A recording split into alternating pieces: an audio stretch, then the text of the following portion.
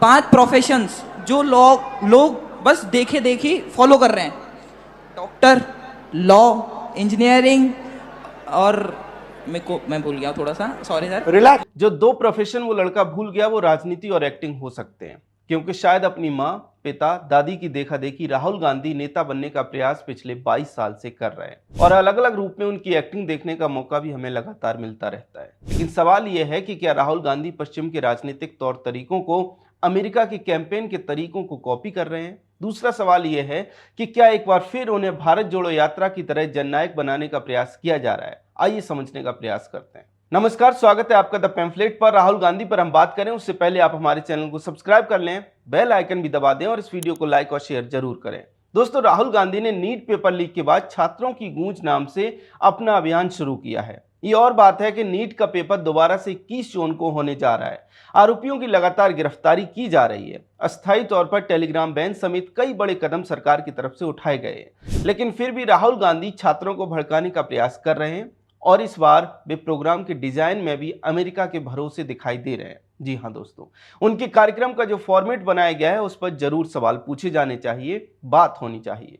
आप राहुल गांधी के कार्यक्रम की इस वीडियो को देखिए। कॉन्सर्ट नुमा स्टेज बनाया गया है, उसी तरह की लाइटिंग रखी गई है, उसी तरह का लुक स्टेज को दिया गया है। स्टेज पर बड़ी बड़ी स्क्रीन्स लगाई गई हैं। इन स्क्रीन्स पर पीपीटी चलती है और फिर उनके थ्रू सामने खड़ी भीड़ को समझाया जाता है। ऐसा पहले कहीं देखा है? याद आया? अमेरिका के राष्ट्रपति चुनाव को याद करिए। अमेरिका में चुनाव प्रचार इसी तरह से होता है। यूरोप के कई देशों में भी इसी तरह से चुनावी कार्यक्रम होते हैं। सवाल यह है कि क्या राहुल गांधी ने कार्यक्रम की थीम यूरोप से उठाई है या फिर उन्हें टूल किट में लिखकर ये सब भेजा गया है? टूल किट वाला सवाल निश्चित तौर पर उठेगा, क्योंकि अकेली कांग्रेस पार्टी ही नहीं बल्कि पूरा इकोसिस्टम इस समय छात्रों के मुद्दे पर एक्टिव दिखाई दे रहा है। जैसे अरविंद केजरीवाल, आम आदमी पार्टी और नया डिजिटल आउटफिट कॉकरोच जनता पार्टी।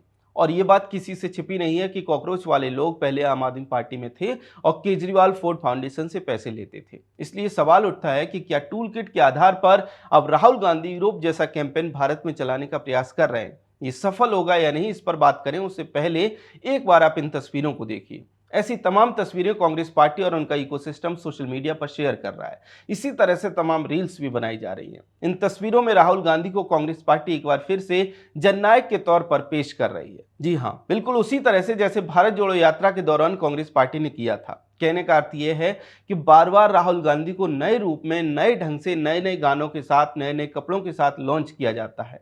इस बार कोटा के प्रोग्राम में वे शर्ट पहनकर आए। इससे पहले भारत जोड़ो यात्रा में उन्होंने टी शर्ट पहनना शुरू किया था। ये सभी पश्चिमी राजनीति में पीआर के तरीके हैं, भारतीय नहीं। अब सवाल यह है कि क्या कांग्रेस पार्टी देश की जनता को, देश की जेन जी को और देश के लोकतंत्र को आज लगभग 12 साल विपक्ष में रहने के बाद भी गलत आंक रही है?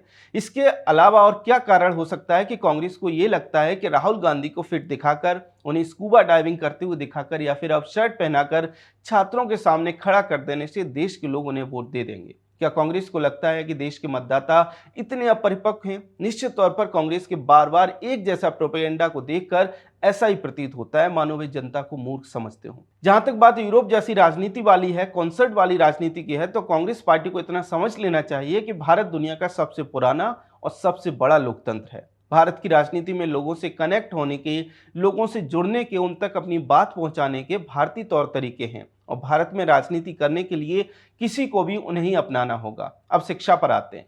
राहुल गांधी ने छात्रों के साथ संवाद में एक बड़ी अच्छी बात कही, देखिए। पूरे फंक्शन में से एक व्यक्ति, सिर्फ एक व्यक्ति आईएएस में जा सकता है। इस पूरी भीड़ में से आईआईटी में कितने जाएंगे? सर, आईआईटी में भी ज्यादा सीटें तो नहीं है, 1 या 2। इस पूरी भीड़ में से, इस पूरी की पूरी भीड़ में से 30 लोग, सिर्फ 30 लोग, मतलब यहां पे जो खड़े हैं वो आईआईटी में जाएंगे। और नीट का दिखा दीजिए, 180 लोग, 3000 में से, इस पूरी भीड़ में से 180 लोग नीट में डॉक्टर बनेंगे। These are the odds you are actually facing. You are facing 1 in 3000. You are facing 30 in 3000.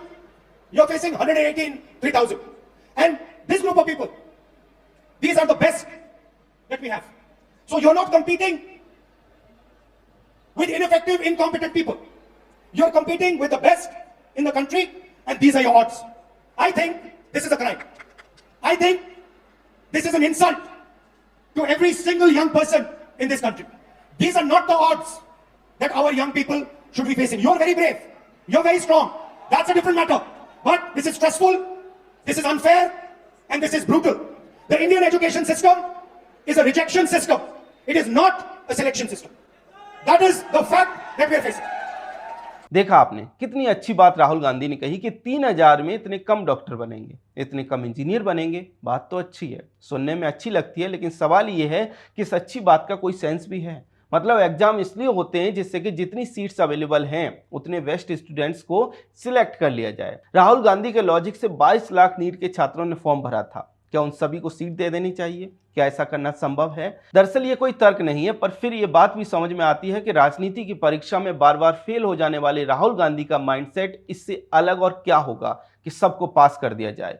दूसरा ये कि उन्होंने भारत के एजुकेशन सिस्टम को रिजेक्शन सिस्टम बताया। अब आप बताइए कि क्या भारत का एजुकेशन सिस्टम पिछले 12 साल में बना है? बिल्कुल भी नहीं।